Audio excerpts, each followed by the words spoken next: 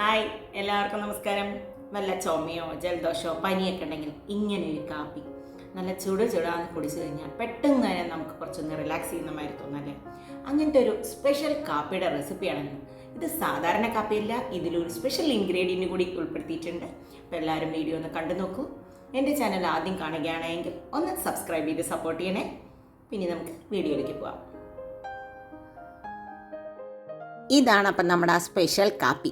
അതിനായിട്ട് ആദ്യം നമുക്ക് ഇതേമാരത്തൊരു ഇടിക്കാനുള്ളൊരു സാധനം എടുക്കാം. അതിലേക്ക് ഒരു പീസ് ചുക്കാണ് ഇട്ട് കൊടുക്കുന്നത്. ചുക്ക് കൊണ്ടുള്ള കാപ്പിയാണ്, വെറും ചുക്ക് കാപ്പിയല്ല. ഞാൻ പറഞ്ഞ ഒരു സ്പെഷ്യൽ ഇൻഗ്രീഡിയൻ്റ്. അപ്പോൾ ആ ചിക്കനെ ഒന്ന് ഇതേമാതിരി ഒന്ന് പൊട്ടിച്ചെടുക്കാം. നമുക്ക് ക്രഷ് ചെയ്തെടുക്കുക. ഇത് ചുക്ക് പൊടിച്ച് വെച്ചതാണെങ്കിൽ ആ പൊടി വേണമെങ്കിൽ നിങ്ങൾക്കിടാം. പക്ഷേ ഇങ്ങനെ ഇടിക്കുമ്പോൾ കുറച്ചും കൂടി ടേസ്റ്റുള്ള മാതിരി തോന്നി. ഇതാ നമ്മുടെ ചുക്കൊന്ന് പൊടിച്ച് വന്നിട്ടുണ്ട്. ഇനി ഇതിലേക്ക് കുറച്ച് ഒരു 1/2 ടീസ്പൂണോളം നമ്മുടെ കുരുമുളകും അതുപോലെ തന്നെ ഒരു 1/2 ടീസ്പൂണോളം നമ്മുടെ ജീരകവും കൂടി ഇട്ട് കൊടുത്തിട്ടുണ്ട്.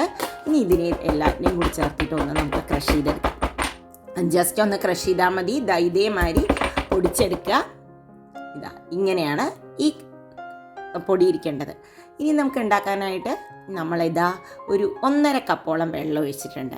1.5 കപ്പിനെ നമ്മൾ ഏകദേശം 1 കപ്പായിട്ട് അല്ലെങ്കിൽ ഒരു 1/4 കപ്പോളം അത് കുറുകാനുണ്ട്. അപ്പം നമ്മൾ കുറച്ച് വെള്ളം എപ്പോഴും കൂടുതൽ ഉണ്ടാക്കണം.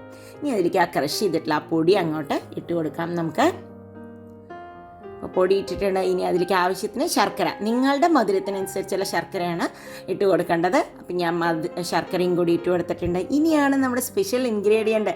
ഇതെന്താ കണ്ടോ, നമ്മുടെ പനിക്കൂർക്ക ഇട്ടിട്ടുള്ളതാണ് ഇന്നത്തെ കോഫി. ഈ കോഫി എങ്ങനെ ഉണ്ടാകും നോക്കാം. പനിക്കൂർക്ക നമുക്ക് എല്ലാവർക്കും അറിയാം, അസുഖങ്ങൾക്കൊക്കെ ഉണ്ടെങ്കിൽ കുട്ടികൾക്ക് വരെ നല്ലതാണ്. അപ്പം കഴുകിയെടുത്തിട്ടുള്ള പനിക്കൂർക്ക ഇതുപോലെ ഇങ്ങോട്ട് ഇട്ട് കൊടുക്കുക. പനിക്കൂർക്ക കുട്ടികൾക്കും വലിയവർക്കും ഒക്കെ വളരെയധികം ഗുണമുള്ളതാണ്, പ്രത്യേകിച്ച് കഫും കോൾഡും ഒക്കെ വരുന്ന സമയത്ത്. അതൊന്നിട്ട് നന്നായി ഒന്ന് തിളയ്ക്കട്ടെ. ഒരു 5 മിനിറ്റോളം തിളയ്ക്കണം.